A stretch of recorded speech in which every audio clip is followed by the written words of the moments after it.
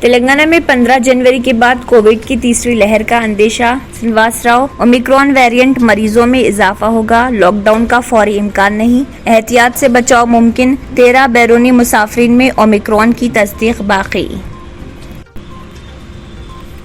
بابری مسجد شہادت کے آج 29 برس مکمل، سعید آباد میں کل جماعتی احتجاجی جلسہ، اہم مسلم جماعتوں کی خاموشی معنی خیز۔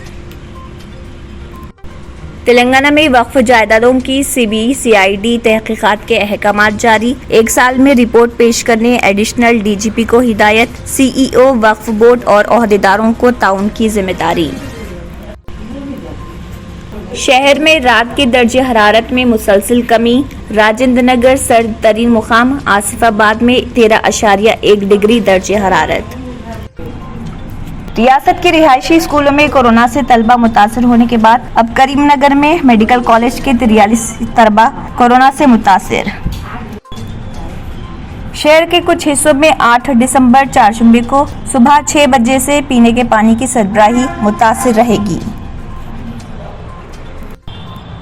UP شیعہ وقف بورڈ کے سابق سربراہ وسیم رضوی بن گئے ہندو، موت کے بعد آخری رسومات ہندو طریقے سے کروانے کا کیا مطالبہ۔